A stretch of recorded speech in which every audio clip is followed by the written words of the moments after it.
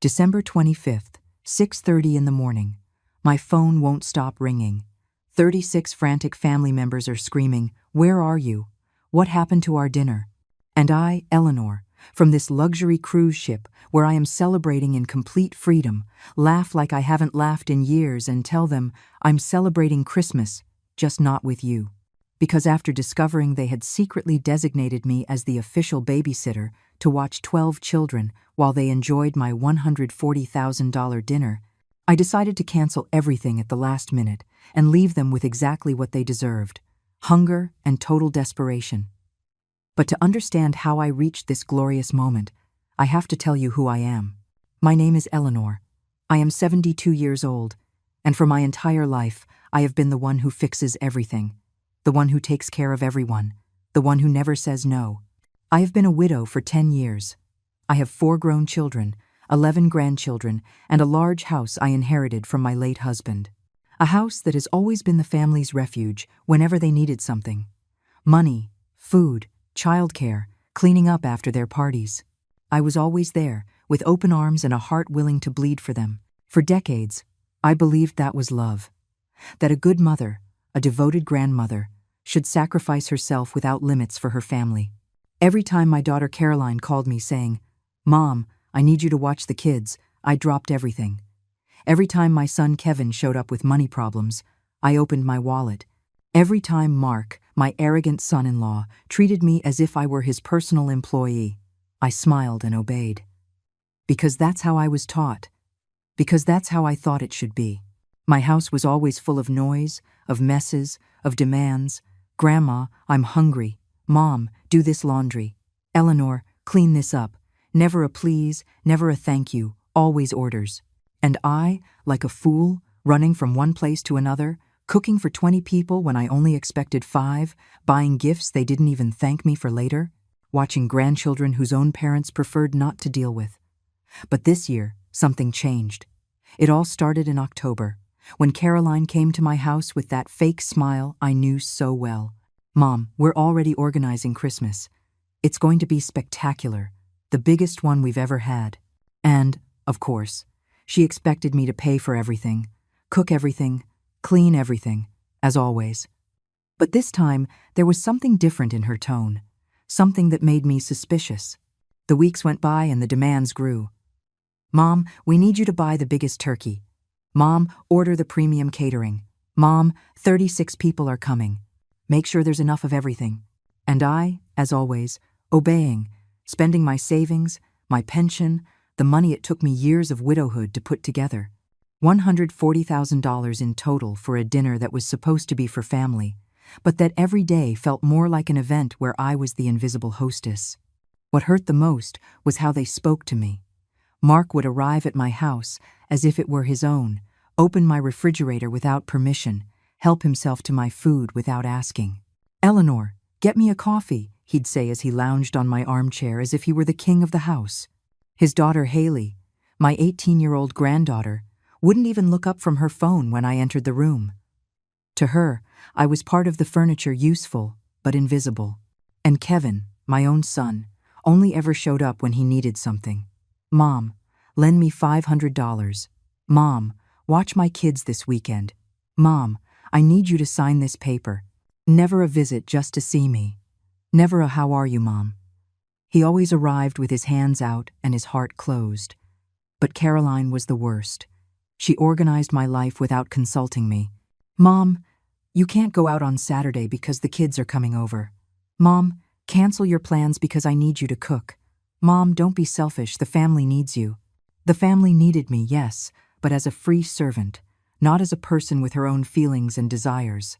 For years, I swallowed all these humiliations, thinking it was my duty, my destiny as a mother and grandmother. Until this fateful December arrived and I discovered the truth that broke my heart, but also set me free forever. December arrived with its false promise of family joy. Like every year, I was already mentally preparing to be the holiday slave. But this time, things started differently from the first day of the month. Caroline arrived at my house, accompanied by Mark and Haley, all with conspiratorial faces that I should have recognized immediately. "Mom, sit down. We need to talk about Christmas." Caroline said to me with that sweet voice she only used when she wanted something very big from me. Mark settled into my favorite armchair, as always, and Haley didn't even look up from her damn phone. This year is going to be special. Very special. Special for whom? That's what I should have asked. But no. I smiled like the fool I had been my whole life and asked, "What do you have in mind?" As if I didn't already know that everything was going to fall on my tired shoulders and my increasingly empty wallet. Well, Mark began with that arrogance that made my stomach turn. "We've decided that this house is perfect for a big celebration. 36 people. All the cousins, all the uncles and aunts, all the kids. An epic Christmas that we'll remember forever." And of course, when he said "we've decided," he meant they had decided for me, without consulting me, as always. Haley finally spoke, without looking up. "Grandma, it's going to be awesome, but we need everything to be perfect. First-class food, incredible decorations, gifts for everyone. We need." As if she were going to contribute anything more than her spoiled presence, Caroline leaned toward me with those manipulative eyes I knew so well. "Mom, I know it's a lot to ask, but you're the only one who can make this happen. You have the house, you know how to cook, you have the money saved up." Ah, of course. I had everything they wanted to use. "And how much were you thinking of spending?" I asked, though I already knew the right question was how much I was going to spend. Mark laughed with that dismissive laugh that made my blood run cold. "Eleanor, don't worry about the money. Just make sure it's memorable. $140,000 should be enough. $140,000, almost all my savings. The money I had saved with so much effort, denying myself small luxuries, saving every penny of my pension for years." And he spoke as if it were pocket change, as if it were natural for me to pay such an amount for a party where I wouldn't even be treated as a guest, but as an employee. "But Mom," Caroline continued, seeing the shock on my face, "think about it. It's going to be beautiful. The whole family together, the children happy, a magical night, and you'll be the most admired hostess." Hostess. What a deceitful word. I was going to be the invisible worker while they enjoyed my money and my effort. Over the next few days, the requests became direct orders. "Eleanor, order the luxury catering." "Mom, we need wines that are at least $200 a bottle." "Grandma, buy gifts for all the kids, but make sure they're good ones, not just anything." Everything was urgent, everything was necessary. Everything was my responsibility. Kevin showed up a week later, as always, only when he needed something. "Mom, I heard about the party. It's great that you're finally doing something big. Something big that I'm doing." As if it were my idea, my wish, my dream. "Hey, since you're going to spend so much, could you lend me $5,000? It's to buy gifts for my kids." $5,000 for gifts, on top of the $140,000 for the party. And of course, he never paid me back. Loans to Kevin were disguised gifts that I gave because I didn't have the courage to say no. But what hurt the most were the conversations I overheard when they thought I wasn't paying attention. Mark talking on the phone. "Yeah, it's going to be incredible. My mother-in-law is paying for everything. We just have to show up and enjoy."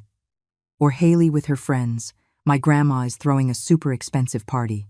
It's going to be epic. The best part is, I don't have to do anything. I don't have to do anything." Those words stabbed me like daggers. To them, my work, my money, my effort was nothing. I was nothing, just a resource they could exploit without limits and without gratitude. The weeks flew by in a whirlwind of shopping, preparations, and expenses that made my head spin. Every day, my bank account emptied further while my house filled with boxes, decorations, and food for the grand event. And every day, my family treated me worse, as if it were obvious that I should serve, as if it were my natural obligation to sacrifice myself for their fun. Until the moment came that changed everything. The moment I discovered the most painful truth of my life, the betrayal that freed me forever from the chains I had placed on myself. But that story, the part that really matters, the one that explains why 36 people went hungry on Christmas, that comes later.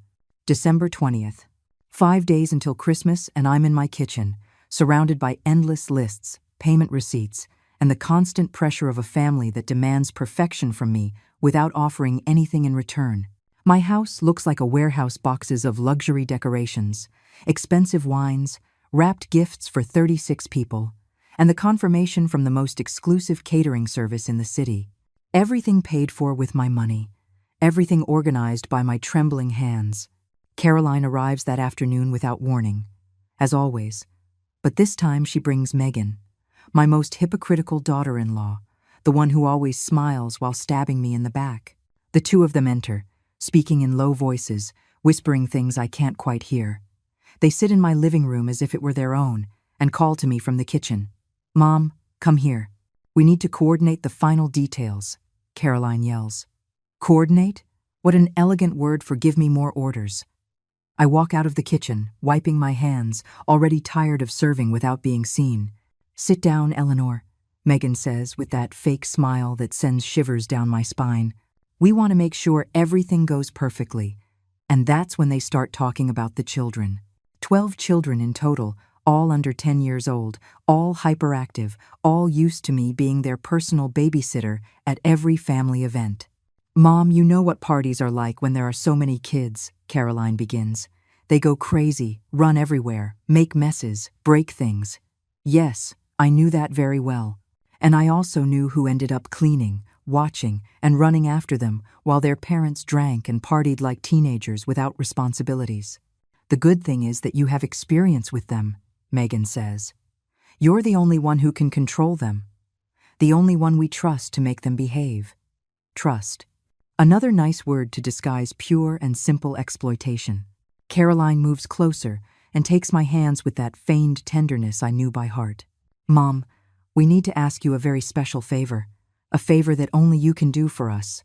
And there it is, the final blow that I should have seen coming for months. "What favor?" I ask, though my stomach is already clenching with anxiety. Megan and Caroline look at each other with complicity, like two criminals coordinating their next heist. "Well, the thing is, the adults really want to enjoy the party this year," Megan says. "It's been a very hard year for everyone. We need to relax, talk, have a few drinks without worrying about." And she pauses dramatically, which sets my nerves on edge. "Without worrying about the kids," Caroline finishes. "We need you to take charge of them for the whole night. Keep them entertained, feed them, bathe them if necessary, and put them to bed when it's time. We need you to be their official babysitter while we, the adults, have a real Christmas celebration." Official babysitter. The words hit me like slaps. I, who am going to pay $140,000 for this party, who will offer my home, my time, my energy, also have to be the employee who watches the children so their parents can ignore their responsibilities. But it's my party too. I manage to whisper with what little dignity I have left. I also want to enjoy it, talk with the family, relax a little. The two of them laugh. They laugh at me, in my own face, in my own house, after asking me to be their free servant. "Oh, Mom, you know how it is," Caroline says condescendingly. "You're different. You like taking care of people. You like to serve. It's your thing. We don't have the patience you have. The patience I have." As if it were a natural gift and not the result of decades of abuse and manipulation. Megan nods enthusiastically. "Exactly, Eleanor. You're the perfect grandmother, the one all the kids adore. For you, it's easy, natural. For us, it's a heavy burden that keeps us from enjoying ourselves. A heavy burden. Their own children are a heavy burden they prefer to delegate to me. Besides," Caroline continues, "think about it. The adults will be drinking, talking about adult things, laughing at things the kids don't understand. Wouldn't it be better if they were with you, in a more appropriate environment for them? A more appropriate environment, as if they were doing me a favor by saddling me with the responsibility of 12 children for the entire night." My mind started doing painful calculations. $140,000 from my pocket. My house turned into a restaurant and daycare center. My hands serving 36 people. My arms carrying other people's children. My 72-year-old back running after little ones who are not my responsibility. And all the while, their real parents toasting with wines I paid for, laughing over food I bought, celebrating in my house as if they were the guests of honor. "I don't know, girls," I finally said, using all my strength not to explode right then. "It's just that it's 12 kids. That's a lot of responsibility for one person. It was my last attempt to set a boundary, to maintain some semblance of dignity. The two looked at each other again with that complicity that made me feel like a stranger in my own life. "Mom, don't be so dramatic," Caroline says. "You've watched them 1,000 times. It's just one night. One night so the family can have a truly adult celebration." "Yes, Eleanor," Megan adds. "Besides, the kids will keep you company. You won't be alone. You'll be with the best part of the family." The best part. As if the adults were too important to waste their time with me. That night, I couldn't sleep. I lay awake thinking about all the previous Christmases, all the times I had given in, all the humiliations I had swallowed with a smile. But this time was different. This time, they didn't just want my money and my house. They wanted my complete freedom. They wanted to officially turn me into their employee while they lived the life I was financing. At 3 in the morning, getting up for a glass of water, I saw a strange glow coming from the living room. It was Caroline's phone, which she had forgotten on the armchair after her visit. The screen lit up every time a notification came in. And there, in that treacherous pre-dawn light, I saw something that would change everything forever. A text message, a group chat called Christmas Without Eleanor. And the last message, sent just a few minutes ago by Mark, said something that made my blood run cold. "Perfect," we convinced the old lady. "She's going to take care of all the brats while we get drunk in peace." The best part is she doesn't even suspect we've been planning this for months. My hands trembled so much. I almost dropped Caroline's phone. Christmas Without Eleanor. That was the name of the secret group where they had been planning my humiliation for months.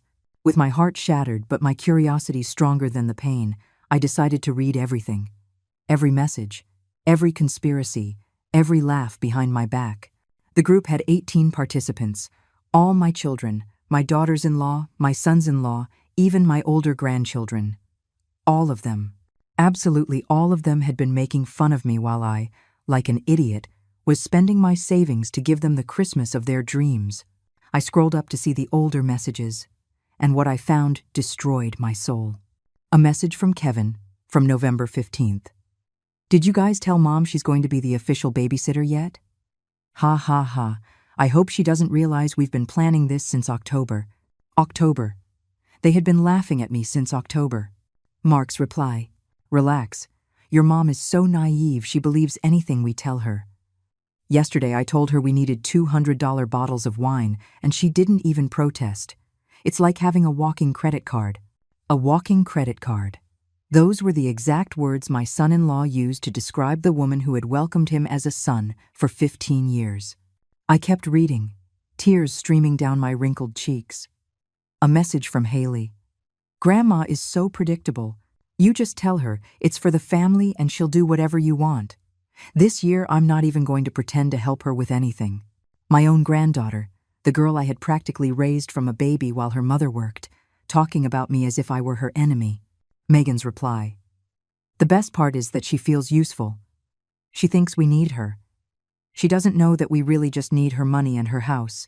She feels useful, as if my love, my sacrifice, my devotion were symptoms of stupidity and not generosity."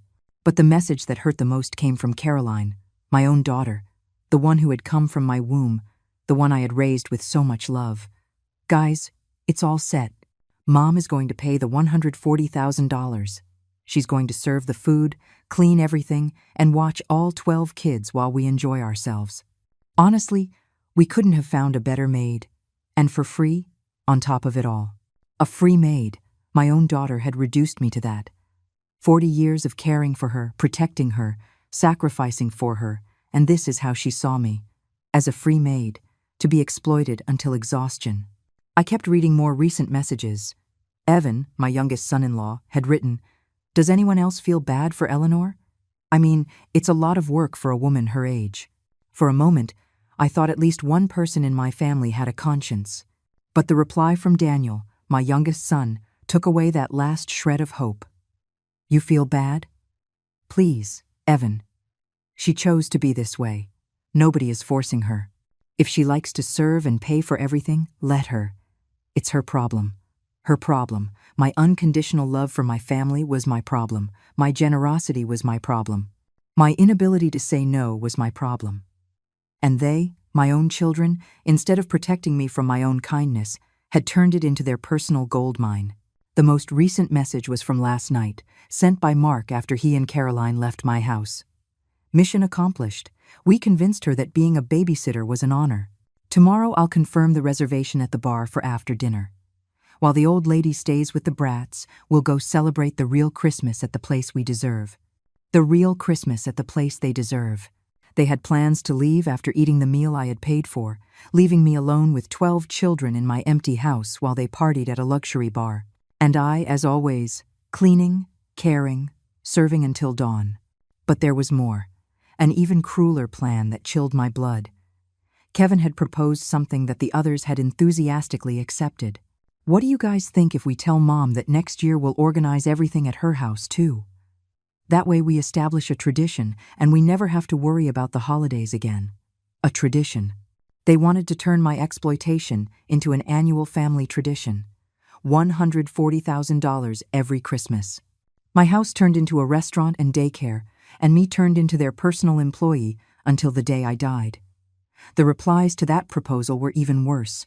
Great idea, Kevin. Yeah, it makes her feel important organizing everything. It's the only thing she knows how to do well. Let's just let her. As if organizing a $140,000 party was trivial. As if watching 12 children all night was a fun hobby. The last message in the group finished breaking my heart. It was from Paul, my quietest son-in-law, the one I always thought respected me. I just hope Eleanor doesn't get difficult during the party. That she understands her place and doesn't try to mingle with us adults.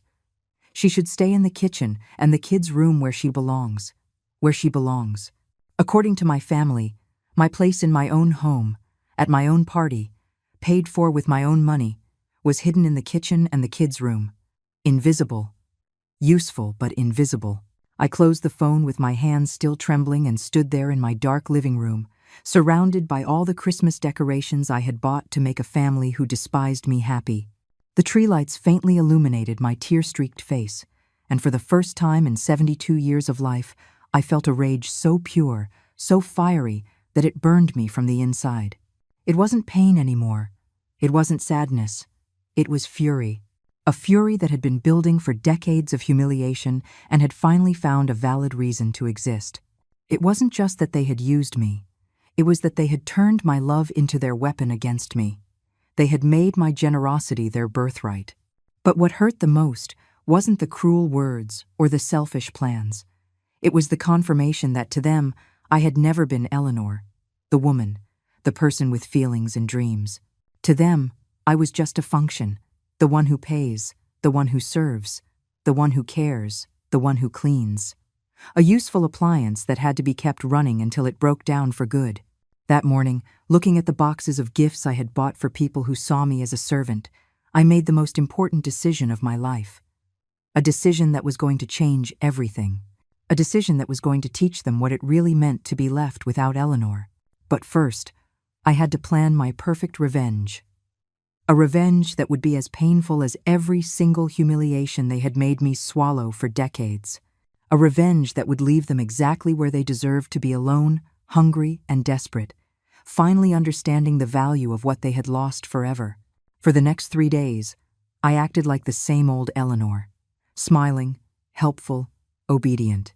But inside, my mind was working like never before, planning every detail of what would be the harshest lesson my family would ever receive. Every time Caroline called to confirm some detail of the party, every time Mark gave me another order, every time Kevin asked me for extra money, I smiled and nodded while inside I was calculating their destruction. On December 21st, 2 days before Christmas Eve, I began to execute my plan. The first thing I did was go to the bank and withdraw all the cash I had paid in advance to the vendors. It was my money, my savings, and I had every right to get it back. The teller gave me a strange look when I asked to withdraw so much cash, but I simply smiled and told her it was for a Christmas surprise. And what a surprise it was. Next, I went to the luxury caterer I had hired. "Mrs. Eleanor, so good to see you," the manager said with that professional smile that knew my financial standing.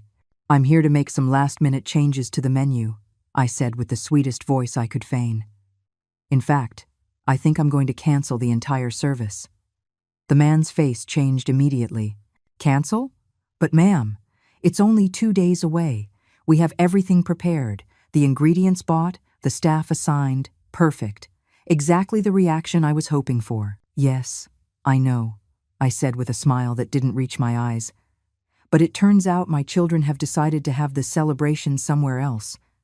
A last-minute surprise. Lie after lie, but each one gave me more pleasure than all the fake smiles I had given away for years. I understand your situation, ma'am, but you must understand that canceling on such short notice incurs costs. We can refund 70% of the payment. 70%, nearly $100,000 back in my account. Money that wasn't going to end up feeding people who despised me. Perfect, I said, signing the cancellation papers. And please, confirm that you will not be delivering anything to my address on December 25th. The man nodded, confused but obligated to comply with my request. My next stop was the premium liquor store, where I had ordered wine, champagne, and spirits worth $15,000. Good morning. I'm here for my special order, I told the clerk who already knew me. The one for the 25th? Yes, it's already here. 20 cases of the finest bottles, labeled and set aside especially for my grand celebration. Actually, I said as he prepared everything for delivery, I've changed my mind. I want to return everything. The man froze with a bottle of champagne in his hands. Return? Ma'am, these are special beverages we ordered specifically for you. I understand perfectly, I replied with a calmness that surprised even me. But my family has decided to be simpler this year. Less materialistic, more spiritual. The irony of my words gave me the strength to continue the lie. You can keep 10% for the trouble. $13,500 back in my pocket. Money that wasn't going to get people drunk who planned to abandon me with 12 children to go celebrate the real Christmas without me. But my masterstroke was with the gifts. I had spent over $20,000 on gifts for 36 people. Expensive toys for the children, jewelry for the women, watches and gadgets for the men, all bought with love, with the hope of seeing happy faces on Christmas Day. Now, every gift felt like a slap I had given to myself. I went from store to store, returning everything. Are you sure, ma'am? Each salesperson asked. These are beautiful gifts. Yes, they were beautiful, but they were intended for people who were ugly on the inside, people who didn't deserve even a piece of candy from me. By the end of the day, I had recovered over $120,000. Money that I had been on the verge of giving away to people who saw me as a servant. Money that I was now going to use for my own happiness, for my own freedom. But I wasn't finished yet. On December 23rd, the eve of Christmas Eve, I executed the most satisfying part of my revenge. It was the day of final preparations, when I would normally be running around like a madwoman cleaning, decorating, and cooking to welcome the family the next day. Instead, I got up early, took a calm bath, and put on my prettiest purple dress, the one I had bought years ago but never wore because it wasn't appropriate for a grandmother. What nonsense! At 72, nothing was inappropriate if it made me happy. I called a luxury travel agency. Good morning. I need to book the best package you have available for tomorrow, December 24th. The operator laughed softly. Ma'am, tomorrow is Christmas Eve. It's very difficult to get anything last minute, and the prices are very high. Money is not an issue, I said with a confidence I had never felt before. I want the best cruise, the best hotel, the best experience you can offer. For one person who wants to celebrate her freedom. Freedom. What a beautiful word it sounded on my lips. Well, I have a luxury cruise leaving tomorrow at noon for the Caribbean. Presidential suite, personal butler service, spa, gourmet restaurants. 7 days, $15,000. Are you interested? $15,000 for myself. 1/10 of what I had been about to spend for my family to humiliate me. Perfect, I said without a moment's hesitation. I'll take it. While I was making the reservation, my phone started ringing. It was Caroline. Mom, where are you? We need to start with the preparations. There are 1,000 things to do for tomorrow. 1,000 things that I had to do, of course. I'm downtown, picking up the last few details. I lied with an ease that both scared and liberated me. I'll be there in a few hours. I was not going to be there. Never again would I come running when they called. My last stop was the florist where I had ordered $3,000 worth of centerpieces. Exotic flowers, spectacular arrangements that had taken weeks of preparation. "Mrs. Eleanor, your flowers are ready. They are the most beautiful we've made this year," the florist told me with genuine pride. "They look lovely," I admitted, and they truly were. But I've decided to change the theme of the party, something more minimalist. The woman looked at me with confusion, but the customer was always right. I could cancel the delivery and get a refund, $3,000 more back in my account. Money that wasn't going to adorn a table where I would be treated like the invisible servant. That night, as I packed my suitcase for the cruise, my phone wouldn't stop ringing. Caroline, Mark, Kevin, all asking where I was, why I hadn't come home, what was happening with the last-minute preparations.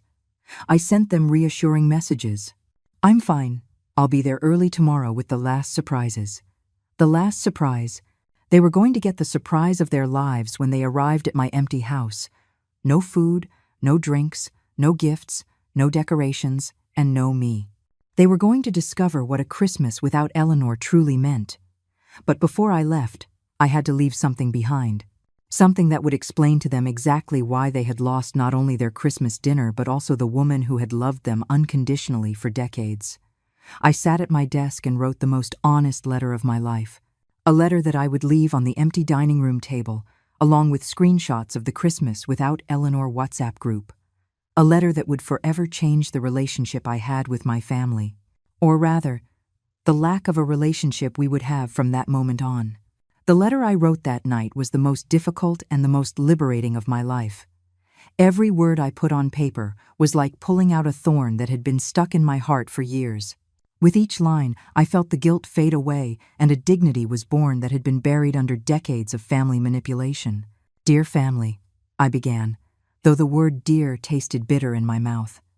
"By the time you read this letter, I will have already departed to celebrate Christmas as a free woman should. Away from exploitation, away from humiliation, away from you. For 72 years, I believed that loving family meant sacrificing without limits.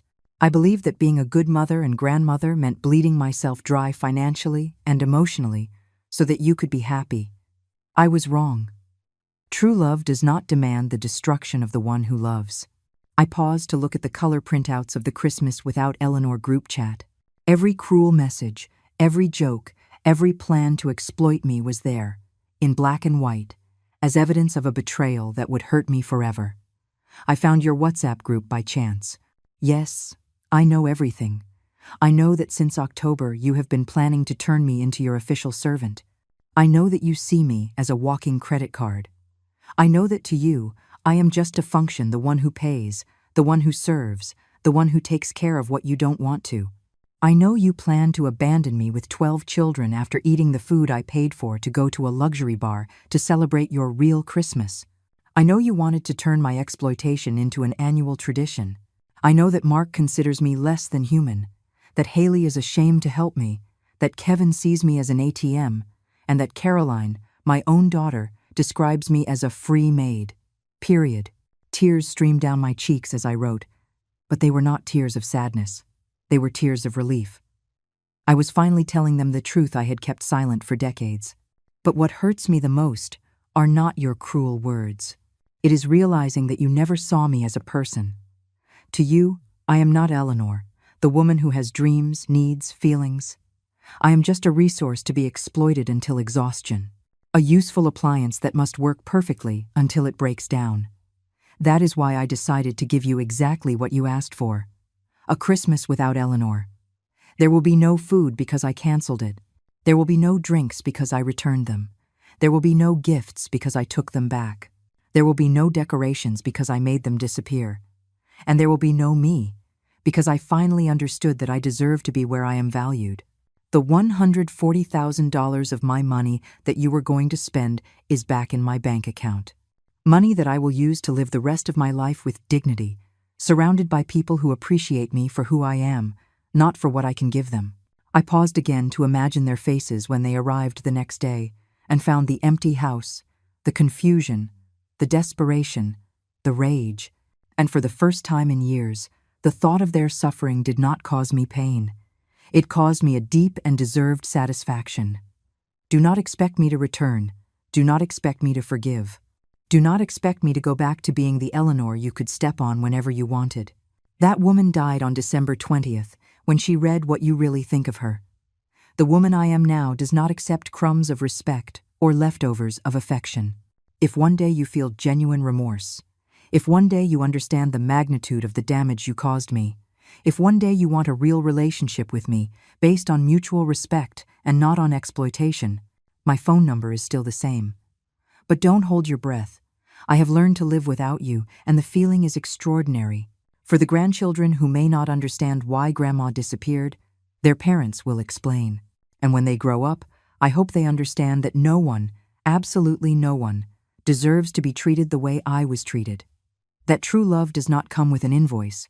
I finished the letter with a closing that summarized everything I felt.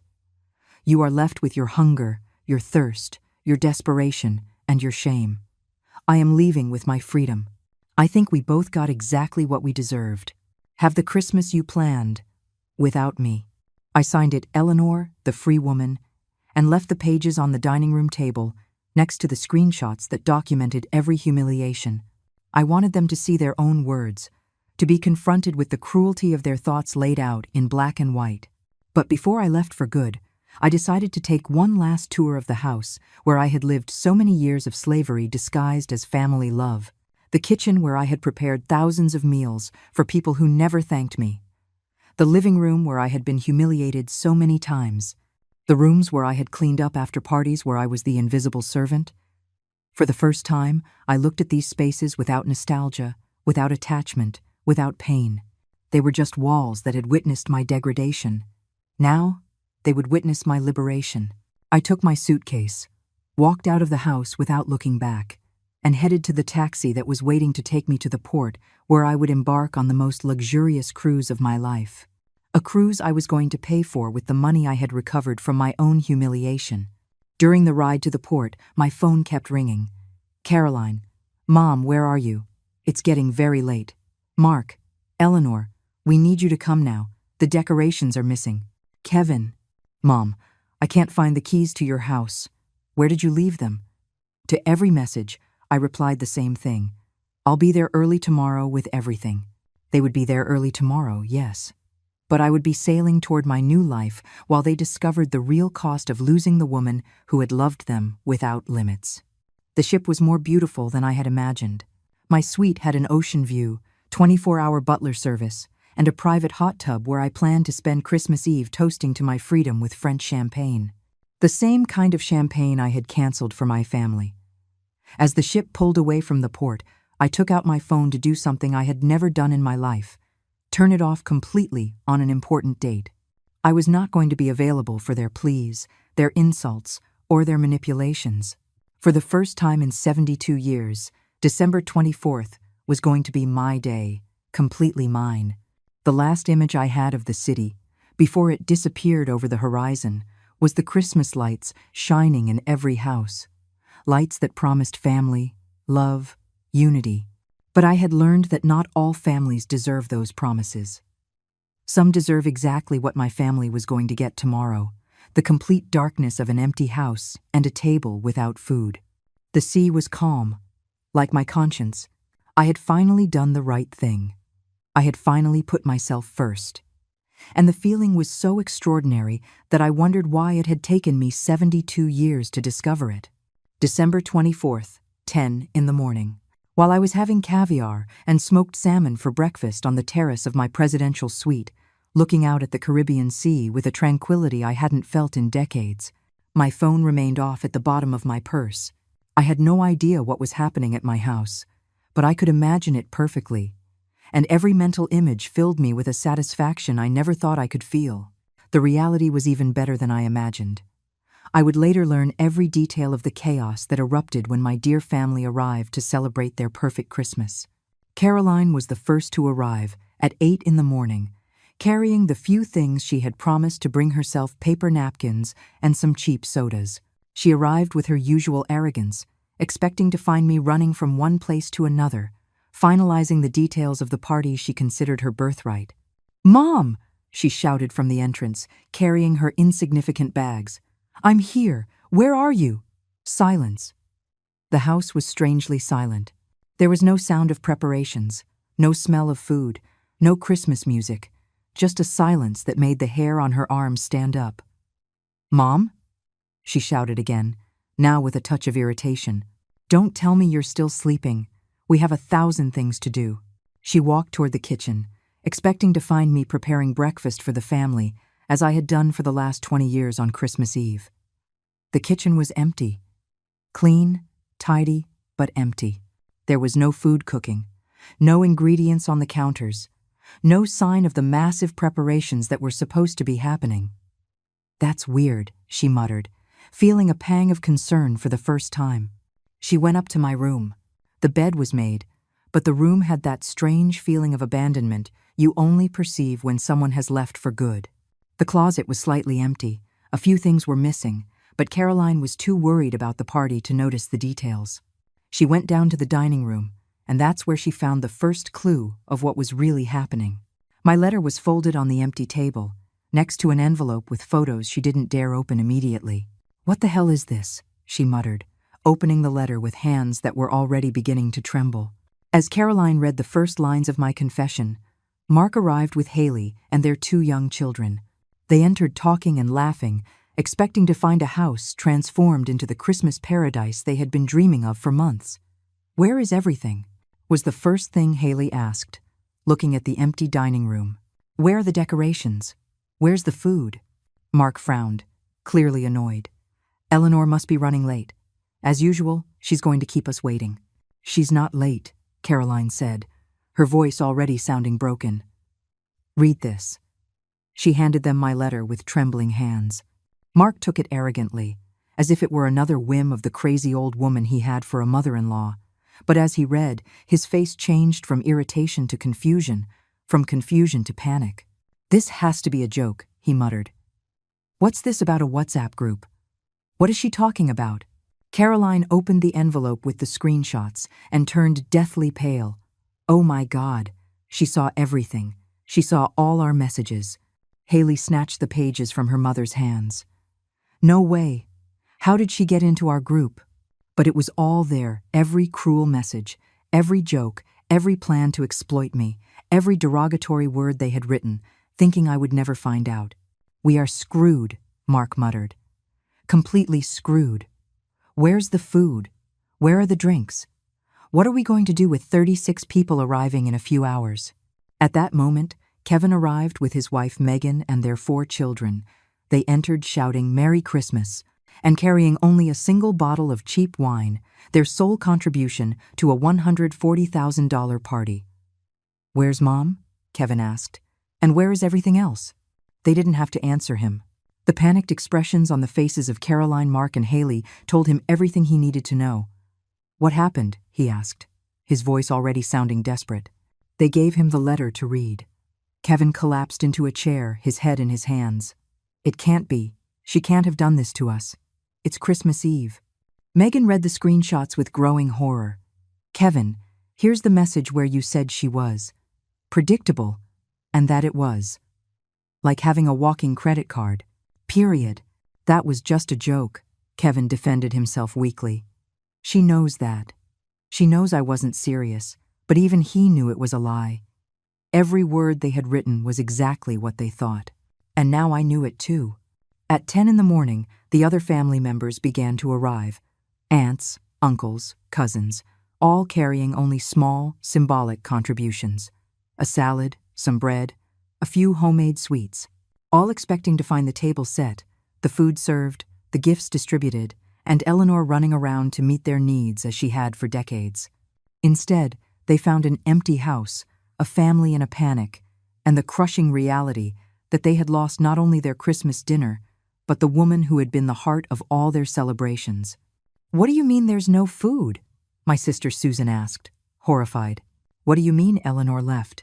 Evan, my youngest son-in-law, was reading my letter for the 5th time. It says she canceled everything. The catering, the drinks, the gifts, everything. So what do we do now? Asked Daniel, my youngest son. We have 12 hungry kids, 24 adults expecting a luxury dinner, and absolutely nothing to offer them. The situation grew more desperate by the minute. The children began to cry from hunger. There wasn't even a Christmas cookie in the whole house. The adults started blaming each other, shouting, fighting. The perfect atmosphere they had dreamed of turned into a nightmare of accusations and panic. "This is your fault," Mark yelled at Caroline. "You were the one who organized that stupid group." "My fault?" Caroline screamed back. Everyone participated. Everyone made fun of her. Haley was crying inconsolably. "What are we going to say on social media? I told all my friends it was going to be the most incredible Christmas of the year." Her concern was not for me, for the damage they had caused, but for her public image. Kevin was desperately trying to call me. "Her phone is off," he reported in a defeated voice. "Completely off. For the first time in their adult lives, they couldn't reach me when they needed me. And they needed me desperately." At noon, with the house full of hungry and confused relatives, they made a desperate decision. "We'll go to restaurants," Mark announced. "Someone has to be open on Christmas Eve." But it was December 24th. Everything was either closed or fully booked.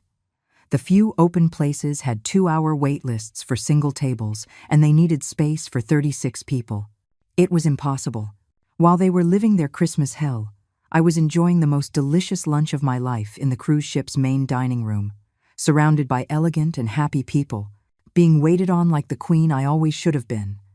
For the first time in decades, someone was serving me. And the feeling was absolutely glorious. While I was enjoying a relaxing massage in the cruise ship spa with a view of the infinite ocean and a glass of French champagne on the table, my family was experiencing the most humiliating collapse of their lives. What had begun as panic over the lack of food turned into a family war that revealed the worst in each of them. At 2 in the afternoon, after calling more than 20 restaurants without getting a single table, Mark made a desperate decision. "Let's go to the grocery store," he announced. "We'll buy what we can and make something ourselves." The irony was delicious. The man who had called me a walking credit card was now forced to spend his own money. The group split into several cars and headed to the only grocery store open on Christmas Eve. What they found was a desolate scene. Practically empty shelves, long lines, and inflated prices for the holiday. The few remaining turkeys cost triple the normal price, and there weren't even enough to feed 36 people. "This is ridiculous," Haley screamed in the middle of the grocery store. "They can't charge us $300 for a miserable turkey." But they had no choice. It was that or nothing. And after so many years of eating for free from my table, paying real prices for real food was a brutal shock for all of them. Caroline was crying as she pushed the shopping cart. "I can't believe what we've done," she sobbed. "Mom loved us so much. And we treated her like garbage." Mark, who was carrying the heaviest groceries because no one else wanted to, was furious. "Stop crying and help me. This is your fault for creating that stupid group." "My fault?" Caroline shouted in the middle of the meat section. "You were the one who said she was a walking credit card. You were the one who proposed abandoning her with the kids." The other shoppers stared at them with curiosity and disgust. It was a pathetic spectacle. Wealthy adults fighting like children in a grocery store. Meanwhile, back at my house, the children had become uncontrollable. Without the structure I always provided, without the food I always had ready, without the toys and activities I always organized, they were a mass of destructive energy. They broke 2 lamps, spilled juice on the new sofa, and turned the living room into a battlefield. Susan, my sister, tried to maintain order, but she was overwhelmed. "Where are your parents?" she asked the older children. "Why aren't they watching you?" Evan, who had been reluctantly appointed as the temporary guardian, answered with brutal honesty. "Because Eleanor always did it. We never learned how. We never learned how." Those words perfectly summed up the problem. For decades, I had done everything so well that they never developed the basic skills to handle their own responsibilities. Without me, they were completely useless. At 4 in the afternoon, they returned from the grocery store with bags full of expensive ingredients and faces of total defeat. They had spent over $2,000 on mediocre quality food. $2,000 they normally would have spent on clothes, entertainment, or personal whims.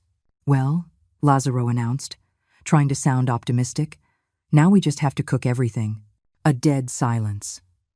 No one knew how to cook for 36 people. I had always worked the magic in the kitchen, and they simply showed up to eat. Megan tried to take the lead. "I can make the turkey," she said without much conviction. "How long does it take?" No one knew. Caroline looked it up on Google. "It says here a 20-pound turkey needs at least 5 hours in the oven." 5 hours. It was 4 in the afternoon. Dinner would be ready at 9 o'clock at night if everything went well. And it did not go well. Nothing went well. The first turkey burned on the outside and was raw on the inside because they didn't know how to regulate the oven. The mashed potatoes were full of lumps because no one knew the technique I had perfected over years. The vegetables were cooked until they became an unrecognizable green mush. But the worst part was the atmosphere. Without me there to maintain harmony, to smooth over tensions, to mediate conflicts, the family showed its true face. Mark blamed Caroline for the whole disaster. Caroline blamed Kevin for not helping more. Kevin blamed Haley for being useless. And everyone, at some point, blamed me for abandoning them at the most important time of the year. "How could she do this to us?" Megan cried as she tried to save a sauce that had curdled. How could she be so cruel? Evan, who was the only one who seemed to understand the magnitude of what they had done, confronted her. "Cruel? Did you read the messages we sent? Did you see how we treated her?" "They were just jokes," Mark shouted. Though no one believed that lie anymore. "She knows we love her." "Is that how you show someone you love them?" Evan replied. "By calling her a free maid? By planning to abandon her with 12 kids?" The children, meanwhile, had found the screenshots I had left and were passing them from hand to hand. Some of the older ones could read well enough to understand how cruel their parents had been to me. "Dad," Kevin's 10-year-old son asked, "is it true you called Grandma a walking credit card?" Kevin turned red with shame. He couldn't deny something that was written with his own name on it. "Son, it's complicated. Adults sometimes say things we don't mean. But it says here you wanted it to be a tradition," the boy insisted. "That every year Grandma would pay for everything and watch all the kids." The innocence of the children was exposing the hypocrisy of the adults in a way that no rational argument had managed to do. "Why did Grandma have to watch us if our parents were there?" Mark's 8-year-old daughter asked. "Why did she have to pay for our food if we're not poor?" Simple questions with answers that no adult wanted to give. Because the truth was that they had used me, they had exploited me, and they had reduced me to a convenient resource they could manipulate at will. At 8 o'clock at night, after 4 hours of culinary disasters, they finally managed to serve something resembling a Christmas dinner. Dry and burnt turkey, lumpy mashed potatoes, mushy vegetables, and a tension so thick you could cut it with a knife. 36 people sitting around makeshift tables, eating terrible food in an atmosphere of family civil war. "We should make a toast," Susan suggested, trying to salvage something of the Christmas tradition. To family. An uncomfortable silence. How could they toast to family when they had just destroyed the person who had been its heart for decades? "To Eleanor," Evan finally said, raising his glass of water because no one had bought wine. "To the woman who loved us more than we deserved and whom we treated worse than anyone deserves to be treated." Some people cried. Others got angry. But they all understood, for the first time in their lives, what a Christmas without me really meant. It wasn't just the lack of good food or pretty decorations. It was the complete absence of unconditional love, of family harmony, of the warmth that I had provided for decades without asking for anything in return except respect and affection. And while they were experiencing this painful revelation, I was having fresh lobster for dinner at the most exclusive restaurant on the ship, toasting with champagne and crystal to my new life, surrounded by people who treated me like the distinguished lady I had always been on the inside, but had never been able to be on the outside. The difference was abysmal. They in the hell of their own creation, I in the paradise of my deserved freedom. Exactly as it should be. December 26th, 6 in the morning. After the worst Christmas of their lives, my family had spent a sleepless night, alternating between tears, guilt, and total desperation. While I woke up in my luxury suite overlooking the Caribbean sunrise, greeted with breakfast in bed and fresh flowers, they were facing the crushing reality of what they had lost forever. Caroline was the first to try to contact me. By 5 in the morning, she was already dialing my number obsessively, hearing the same message over and over. "The number you have dialed is out of the service area." Her desperation grew with each failed attempt. For her entire adult life, I had always been available to her. Always. And now, when she needed me most, I had completely disappeared. Mark had spent the night researching travel agencies, hotels, cruises, any clue as to where I might be. "She has to be somewhere in the city," he insisted, refusing to accept that I would have had the guts to go truly far.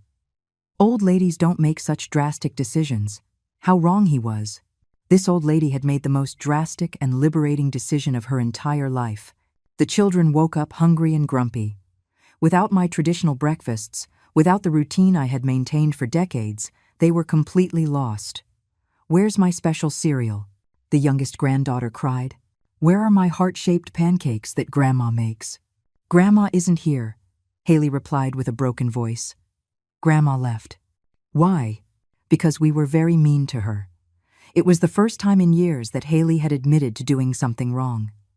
She had always been the spoiled princess who never faced consequences for her actions. Kevin arrived early that morning, his eyes red from lack of sleep. "Any news on Mom?" he asked in a desperate voice.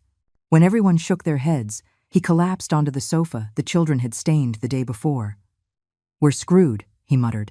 "Completely screwed." And he was right. It wasn't just the humiliation of the ruined Christmas. It was everything I represented in their lives that they had never valued until they lost it.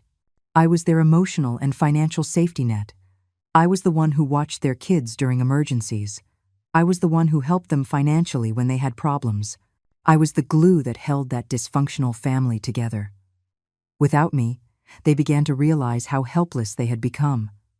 None of them knew how to properly care for children for long periods. None had the patience to mediate family conflicts. None had the emotional resources to be the heart of the family. "We have to find her," Caroline declared with desperate determination. "We have to explain to her that the messages weren't serious, that it was just a bad joke." But Evan, who had become the voice of reason amid the chaos, confronted her harshly. "A joke?" he asked incredulously. "Caroline, we planned for months to use her as a babysitter while we went to a bar. We wanted to make this an annual tradition. We were going to ruin every Christmas for the rest of her life. How the hell is that a joke?" Evan's words landed like bombs in the room. For the first time, they all faced the truth without excuses, without justifications, without white lies. They had systematically planned to exploit a 72-year-old woman who loved them unconditionally. "But she knows we love her," Megan sobbed. "She knows we didn't mean it." "How would she know that?" Susan replied with a harshness that surprised everyone. "When was the last time any of you said, 'I love you,' without asking for something in return? When was the last time you visited her just to see her? Not because you needed money or help." A dead silence. No one could answer, because the answer was too shameful. Years. It had been years since any of them had treated Eleanor like a loved one instead of a useful resource. Mark tried to take control of the situation. "Okay, enough with the regrets. We need to do something practical. We'll hire a private investigator. We'll find her and bring her back." But Daniel, my youngest son, stopped him with a devastating question. "And then what?" he asked. "We bring her back to keep treating her the same way, to keep using and humiliating her? What are we going to offer her that's different from what she had before?" It was the million-dollar question, literally, because I had spent over $1 million on that family over the past 10 years, and all I had received in return was contempt disguised as familiarity. "We can change," Caroline muttered, without much conviction. "We can treat her better." "How?" Evan insisted. "Are you going to start paying her to watch your kids? Are you going to stop using her house as a free restaurant? Are you going to treat her like a guest instead of a servant at her own parties?" Evan's questions exposed the absurdity of the situation. They didn't really want to change.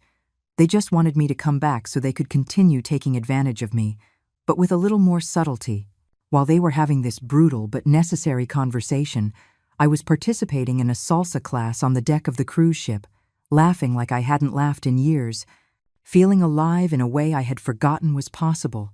A distinguished 75-year-old gentleman had asked me to dance, and for the first time in decades, someone was treating me like a desirable woman instead of an exhausted grandmother.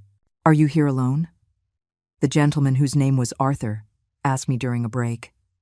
"Yes," I replied with a radiant smile, "and it's the first time in 72 years that I can say that with complete happiness." Back at my old house, the practical reality of my absence was beginning to hit them hard.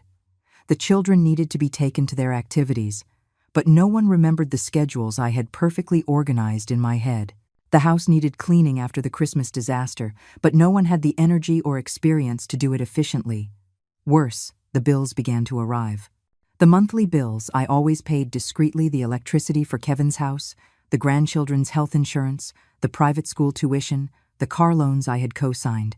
Without me, all these expenses fell directly on them. "I didn't know Mom was paying my mortgage," Kevin muttered, looking at a statement that had arrived in the mail. "It's $3,000 a month." Caroline checked her own finances and discovered the same thing. I had been secretly subsidizing the luxury lives of my adult children for years. "How are we going to pay for all this?" Megan asked, mentally calculating her monthly expenses. Without my silent contributions, none of them could maintain their current lifestyle. It was the final blow. They hadn't just lost my love and my presence. They had lost their financial stability, their childcare support network, and their source of family conflict resolution. They had destroyed the entire ecosystem of their comfort for the cruel pleasure of making fun of me in a WhatsApp group. At 6 in the evening on the 26th, Caroline made the desperate decision to go to my bank. "Maybe they know something there," she reasoned. "Maybe she made a transaction that will give us a clue." But when she arrived, she discovered something even more devastating. "Mrs. Eleanor?" the manager asked. "Yes, she was here a few days ago. She closed several accounts and withdrew a considerable amount of cash. She mentioned something about a new beginning." A new beginning. I wasn't hiding, waiting to be found. I had closed chapters of my old life and started a completely new one. That night, sitting in my still messy living room, surrounded by the remnants of the worst Christmas of their lives, my family finally understood the magnitude of what they had done. They hadn't just lost a dinner or a party. They had lost the person who had given shape and meaning to their lives for decades. And as they processed this devastating loss, I was on the deck of my cruise ship, watching the stars reflected in the dark sea, toasting with champagne to the free woman who had finally found the courage to put her own happiness first. The difference between our two realities that night was perfect poetic justice. They facing the consequences of their actions, I enjoying the rewards of my courage. Exactly as it should be in a just world. For the first time in 72 years, I was exactly where I deserved to be. 6 months later, sitting on the terrace of my new oceanfront home in Costa Rica, I receive a letter postmarked from my hometown. It's from Caroline. The first communication I've had with my family since that Christmas that changed everything forever. My hands no longer tremble when I read painful things. The past few months have taught me a strength I never knew I had. With a cup of fresh coffee and the sound of the waves as background music, I open the letter that arrived after so much silence. "Dear Mom," it begins, and I can feel the weight of every word. "I know I don't deserve your forgiveness, but I need you to know how things have changed since you left. I need you to know how much we've learned about ourselves, and how much it hurts to live with the consequences of our actions." I continue reading as the Caribbean sun warms my tanned skin. Caroline tells me that Kevin had to sell his house because he couldn't keep up with the mortgage without my silent help. That Mark is working double shifts to pay off the debts I had been covering. That Haley, for the first time in her life, got a part-time job because her parents can no longer give her everything she wants. "The children ask about you every day," she writes, "especially on special occasions." Sophia's birthday was last week, and she cried because Grandma always made the most beautiful cakes in the world. We didn't know what to tell her. A small part of me feels a pang of nostalgia, but it's quickly balanced by the memory of all those cakes I made for years without a single sincere thank you. All those birthdays where I was the invisible employee who made others' fun possible. But what has changed the most is how we see ourselves, the letter continues.